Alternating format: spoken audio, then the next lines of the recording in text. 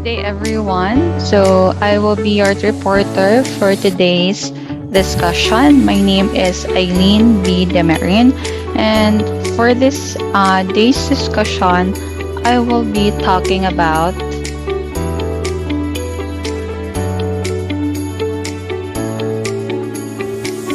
deliberative approach. So, deliberative approach is another philosophy in education wherein most of the teachers unaware that they're actually using this kind of approach. So, when we mean deliberative approach, what is this type of approach? So, deliberative approach, what is that?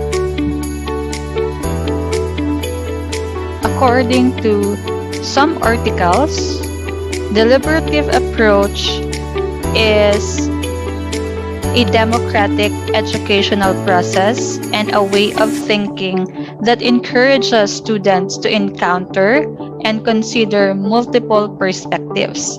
They weigh trade-offs and tensions and move toward action through informed judgment.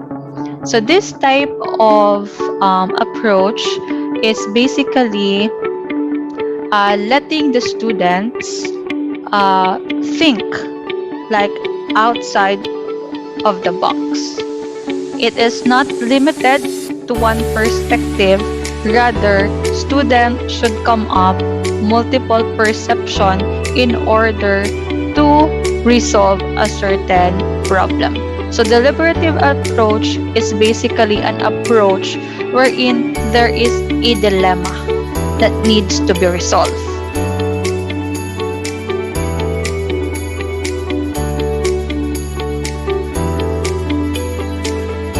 In the case of the word deliberation, so deliberation is an approach to decision making.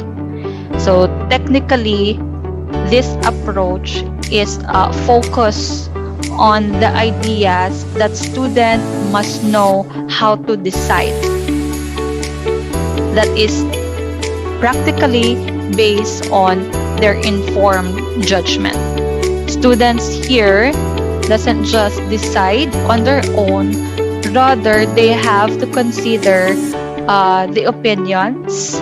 They also have to consider the ideas from their other, of course, classmates per se. So this allows participants to consider relevant information from multiple points of view. Deliberation enables participants to discuss the issues and options and to develop their thinking together before coming to a view, taking into account the values that inform people's opinion. So as what I have mentioned a while ago, this is an approach wherein it's open to all. Okay, the context here is ideally from the word democratic. So each student has their freedom to express what their thought, and after expressing the opinions that they have to resolve some certain issues, they deliberate. They are going to talk about all the possible solutions to come up with one possible solution for the issues concerned. So deliberation basically or technically means that there should be a discussion first before coming up with one informed decision. So this type of activity or this type of approach this allows students to cater their multiple perspective. Meaning to say, they are given the chance to think in multiple areas. They should consider multiple they should consider multiple information that would strongly help them come up with one possible solution. That's why it has this idea about deliberation, because technically that's what deliberation means. Okay, to gather possible solutions and then come up with one exact solution to resolve a certain problem or to resolve a certain concern or issues.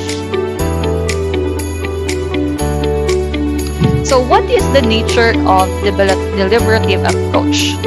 So deliberative approach, I scrutinize the most or the general nature of this approach. The first one is simultaneously it is a way of teaching that itself is deliberative, meaning to say this is not this is an open-ended approach of teaching. It doesn't limit. It's like it's not an objective type of teaching. Rather, it's a subjective. Meaning to say, students are encouraged to discuss or to have a further discussion. Okay, so that's one of its nature. Second one, it's a process for developing the skills, behaviors, and values that support deliberative practice. A student is being trained here, or their attitude is being developed in a sense that they can apply a deliberative practice. When they say deliberative practice, student must involve in a certain discussion wherein thoughts and ideas should not just based on facts but is also laid from values. So they should consider the value as well as the facts of information based on facts. So that's two-way. So hindi lang siya limited to one. Students are being practiced here, or learners are being practiced here to do a deliberation. Ibig sabihin, they should come up with they should be in an environment wherein they have the freedom to discuss. They have the freedom to talk about matters that are matters concerned, and then come up with a practical solution. Okay, so each student here is encouraged to say what they think about certain issues, what could be their possible response to the issue, and then those response or their thoughts about it should be compiled, and then there will be forums. Okay, there will be forums, and then students should decide, okay, which one should be the practical way to solve the issues or concerns at hand. The third one, the work of the pedagogy is about space making. So the space making means to say students or the environment here is free. Okay, this is not just limited to one. Rather, students have the vast opportunity to talk about the issues concerned or the problem concerned, especially when they are given something to work on. Okay, so it's about space making. They have the freedom to speak, the freedom to give their ideas, and then the freedom to participate in a forum or in a discussion. So, meaning to say, the environment here, what you can see in this type of approach is that the environment is open, okay? It's welcoming. It's like homey for the ideas of the learners. So they are not stopped. They are not prohibited to discuss. So it's just like an open discussion type of environment. Okay, so that's what we mean when we say space making. Okay, the fourth one is it creates and holds space for authentic and productive dialogue. So here, as the student is giving out his or her ideas, other listeners should not post personal judgment. Okay? So, students here is practice that whatever their classmates or whatever the other learners trying to give to reason out, trying to give reason to a certain issue, they must respect it. Okay?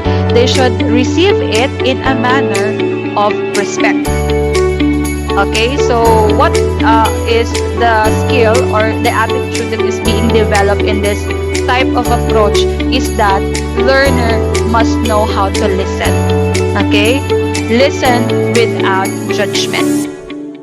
Okay, so the last one is conversation are not only educational but transformative.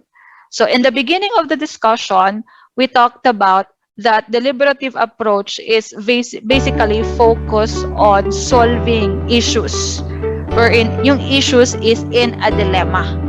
So aside from giving out opinions, possible solutions, collecting or gathering possible solutions to a certain dilemma, it also paves way for a transformation. Transformation on what? Transformation in such a way that one problem is being resolved. That's why it's not just educational discussion, but it is also transformative. So from one problem that is being discussed openly, it results after the discussion is transformation wherein the solution is already given because there's an open discussion prior, because the main point of the deliberative approach to education is to come up with a certain solution based on the deliberation or the open discussion of the participants or of the learner. So yes, this is basically what are the nature of having deliberative approach when it comes to teaching or to education. Okay? So what is primarily the focus of this pedagogy or this approach? Okay? So the focus of this approach or pedagogy or this deliberative pedagogy is best understood as a teaching philosophy focused on equipping students with the mindset and skill sets necessary for high quality participatory decision making in the face of wicked problems. So here, students are really trained to think with reason.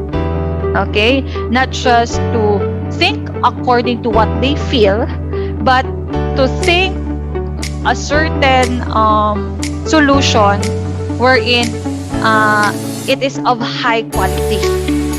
Okay? Because the main point of this approach is to train learners how to come up with a decision that is value laden and of course based on facts then. Okay, so it's like uh, it's not a decision out of impulse emotion, but it's coming up with the decision based on informed judgment, based on values, and of course based on facts.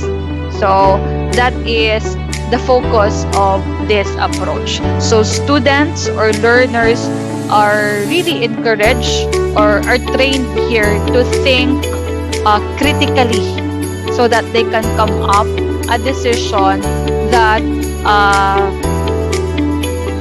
that would result for a good to a good I mean, like it's like a utilitarian kind of approach wherein result should be in accordance with the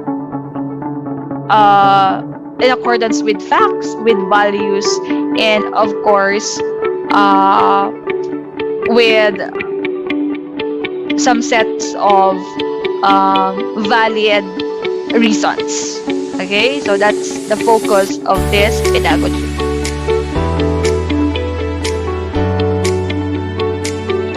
So let's go now to how is deliberative approach being applied in a context of instruction.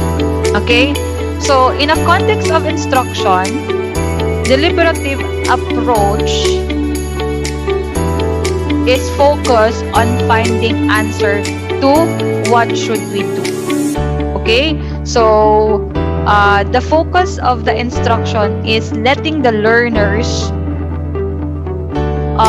know what should they do if they are given or if they are faced with certain issues or with certain dilemmas. So they are to think possible ways that is of course aligned to values and their informed judgment. So focus of this approach is to let the students find answer to the question, what should we do? Okay? And the goal is to develop commitment, knowledge, and skills necessary for creating and maintaining equitable, diverse, and democratic spaces. So, what this approach tries to train students is that students should realize that they have the freedom to give out their opinions. They have the freedom to express their thoughts. Okay? And this approach to education also lets the student weigh in certain things that could help them decide which one is practical. Okay? So, the instruction here focuses on letting the learners maintain balance. There must be no bias. Kasi in the first place, this is an open discussion. Okay, the learning environment you can see if you are delivering an instruction that is based on deliberative approach is the environment is like learners are having an open discussion. Okay, so every answers, every ideas that each learner is giving out should be weighed in by each member of the forum or of the class, the group, in order to prevent bias. They should hear once the instruction is given, learners must not include their prejudgment. Okay, they should not involve their prejudgment. Rather, they should focus on valid sources and of course The question is, after they do this or after they pose a certain solution, will this solution be value laden? Will this solution be equitable? So that's the main focus when giving out instruction that is founded on deliberative approach. Okay, in the context of teachers naman, here the teacher commits to cultivate strong listening.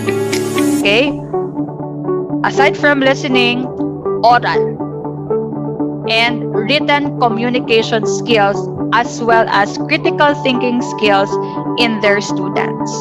So, as teacher of a deliberative approach classroom, teacher must let his or her student pays attention to details. Okay? The teacher must cultivate an environment wherein students are has an attitude to listen. Okay? Aside from that, there should be good in oral communication. It's like a student must know how to orally express what is their very idea to a certain issues concern. They should also be good at written communication. So they should be practiced on that aspect. So learners must must exercise their written communication skills as well as critical thinking skills. So with this type of environment, usually the problem or the questions given to the students should engage the learner's critical thinking, like giving question how, why, how and why, not just what and when. So it's like a subjective type of question that should be given to the learners. Okay, another one is both the teacher and the learner share the responsibility of creating a learning environment where everyone feels welcome to share ideas and ask questions. This approach is a very good approach when it comes to making or letting the learners feel that their opinions are valid. Okay? Because a deliberative approach classroom gives value to a learning environment wherein students should feel that their opinions are valid, that their opinions matter, that they could freely speak, they could freely ask questions, and they could freely share what is on their mind. But they should be trained on how to deliver the way they express their thoughts. That's why teachers has a great responsibility when it comes to cultivating the listening, the oral, and written communication and critical thinking of the learner in order for them to freely deliver what is their reasons, what are their thinking about a certain problems or issues concerned. Okay, so basically that is how deliberative approach when it comes to giving instruction to students. Okay.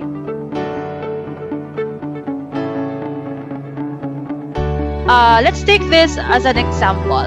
Okay, this is not my personal experience, but this is an excerpt from the article that I've read on. This teacher, again, I'm just gonna read it. So, according to his experience, he said, I have taught students how to moderate deliberative forums and then had them lead a forum on a topic selected by other community members or groups. This is essentially a community service or service learning project. To move this learning experience to the level of reciprocal engagement, students would need to team up with community members to identify an issue, create an issue brief, convene and moderate one or more forums, and then work together to implement the outcomes. Everyone who participates in the project, students and community members alike, possess some kind of skill or insight essential for project success. As student participation increases, I have definitely played more the role of guide than a traditional instructor assisting with keeping things on track but no longer the primary source of information and power. So in this type of experience that this teacher had, so student is basically engaged in community. So they need to have a first-hand experience. Kasi in the first place, the deliberative approach to education aims to let the student have a first-hand involvement when it comes to community. Because the end goal of this approach is to solve problems with matters related to society. So in order to them to discuss, in order for them to deliberate and come up with a certain solution to a problem, they must be immersed in a community. And they should identify the problem. After identifying the problem, they should come up with various resolutions or various ideas in order to provide a resolution or a solution to the problem identified. So in this case, or in this example, the teacher let the students or let his or her learner immerse to a community, then search for whatever the issue they can found or they can find in a community and have a deliberative forum in order to come up with the solution about the issue. So students are encouraged to provide possible solution, to deliberate or to have a discussion in order to solve the dilemma that they have or the issue that they have on that community. So basically, it's like a community service or service learning project, yung task na binigay dito ng kanilang instructor. Okay? So let's move on now to how is deliberative approach when it comes to the curriculum. So in curriculum, the provision of interdisciplinary perspective and communicative skills is necessary for successfully navigating and engaging in post-industrial and increasingly diverse society. So, in order for a learner or a student to be prepared to be out in the classroom, because in the first place, classroom is a training ground or school is a training ground for learners. How can they approach the society? So here, since the focus of this approach is decision making, the curriculum is around, or it's interdisciplinary. So more of giving students a practice to communicate, like the communication skills, their communication skills, their critical thinking skills should be developed upon designing a curriculum. So that means to say the curriculum here is interdisciplinary. Because, why is it interdisciplinary? It's mainly because students are trained to have multiple perspective. And in order for them to carry out possible ideas in multiple perspective, they should be given learning areas where they could elicit that multiple perception or multiple options. Okay, that's why the curriculum here is interdisciplinary perspective and communicative skills. They are really trained, or the curriculum is designed for interdisciplinary perspective. So it's not just limited to one subject areas. So it is multiple discipline. Okay, so one discipline is is closely related to other discipline, and as well as the communicative skills. The type of curriculum here is designed to enhance the communication skill of the student, because the main, as we all know, deliberative approach, yung main focus niya is decision making and having to provide multiple perspective in the issues given. So their communication skills must be improved. That's why the curriculum is focused on how students can develop their communication skills.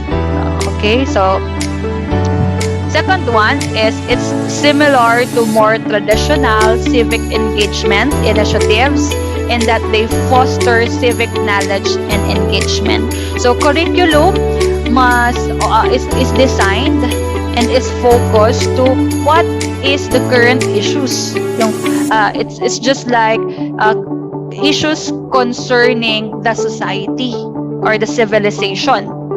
Okay, so the curriculum is focusing on larger, a major and minor problem that is present on the society.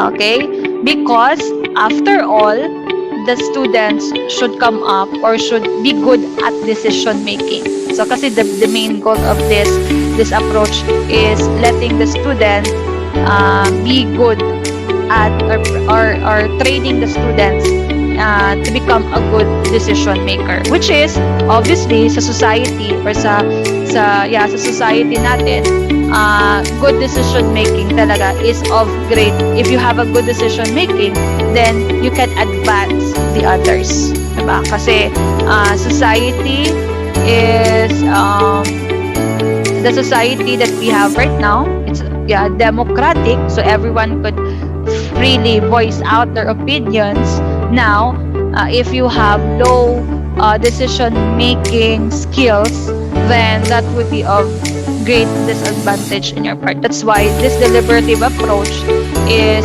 an approach that would help students to become critical thinkers when it comes to solving problems and when it comes to provide decisions or to make decisions. Okay? Now, when it comes to classroom management, how does deliberative approach apply? Okay? In classroom setup, using deliberative approach, students are encouraged to consider not only statistics and expert analysis, but also the experiential and value-laden aspect. Okay? So, hindi lang siya focus on what the data says and what the expert or what are the records of the expert, what are the information or the study given by the expert, but they are also decide or this is also more of the experiential. So student must be involved on a certain issues or problem concern. Just like the example earlier, wherein the teacher immerse the student to the community and let the student experience to identify problems and issue on that community, and the issues there that they identified will be their will be the subject of their deliberative forum. Okay, and right after that they should of course provide a decision that would resolve the issue based of course on the value. It's like still common good. Okay, they should come up with a solution that is not biased, that should be of value, and of course for the good of everybody. Okay, so hindi lang siya focus sa data, hindi lang siya focus sa mga information based on studies, but the classroom should allow students to experience, okay, what it is to be involved in a decision making. Okay, let's say for example, if the teacher will give a certain scenario, okay, will pose a certain question, and then the learner should come up with their good decision. Okay, the learner will try to come up resolving the issue that of course themselves na experience nila yon. So yun, classroom management for a deliberative approach is the student must they are encouraged to consider not only statistics, okay, not only the data being presented to them, but of course to experience it firsthand, and of course to provide their disposition that is value-laden. Okay, so that is for the classroom management. Okay, so for the last part, so what is deliberative approach, or how is deliberative approach when it comes to assessment? Okay, deliberative approach is like an open discussion. So meaning to say, the teacher tries to assess here how students critically think. How can a student deliver her thoughts based on his or her informed judgment? Okay, so usually the assessment given to students is deliberative forums or forum class. Ibig sabihin, they are given certain problems, they have to discuss it with their groups, and they need to come up with a very good standing of solution. That is of course basically based on value pa din. Okay, so based on value, based on facts, and of course as much as possible it should be also based on their experience, so that they will have their first-hand experience upon solving the issues. So the assessment is structured by inclusion. When you say inclusion, okay, the student must be involved. Okay, they must be involved in creating a possible solution. So once they are involved, magfo-follow yung dialogue. Okay? So students will undergo discussion, will undergo positive dialogue, meaning to say hindi dapat hinahaluan ng personal opinions. So dapat it's still based on facts, based on values, based on studies, and based on factual information. So after they are included, they will have their dialogue. Okay, mag-uusap sila, magko-converse sila together with the group. And then right after that, after having a thorough discussion or dialogue with, of course, group of members of the group, they will have the deliberation. So the deliberation here, they have to weigh in what is the most I mean like it what would be the best solution, or what would be the best decision that they can make, or that the best solution that they would pick, or that they would choose, or they would come up to solve the given issue or the dilemma. Okay, so assessment must be structured with inclusion, dialogue, and deliberation. Okay, so that is, and the main, the focal point of the assessment is there's really no right answer. Okay, so kasi, why is there no right answer? It's mainly because a student cannot give a certain answer na automatically right. Hindi yan siya ganon. So they have to deliberate pa. They have to converse with each other. They have to discuss the possible solution, or they have to weigh in. They have to weigh in. That's why the idea of no right answer will be it is present on this kind of assessment. Okay? So lastly, the deliberative pedagogy, okay, it is already mentioned earlier, but I will just recall or say it again. So what the deliberative pedagogy means is that this philosophy in education focuses on making the student's mind or making the students or letting the students, or practicing the students rather, to have a mindset and skill that is very high quality for them to come up with a good decision making when they face problems. So I believe nowadays that's why some of us are like maybe not good in decision making because our approach to solving problem is not that trained. So this deliberative pedagogy or deliberative approach to education is a good approach when you want your student to become a good decision maker. Okay, so because in our life we are from day-to-day activities, we are given a chance to decide. Okay, so for a student or for a learner to become good at making decision, so deliberative approach would be very best approach for that, especially when we are preparing learners to become a good decision makers.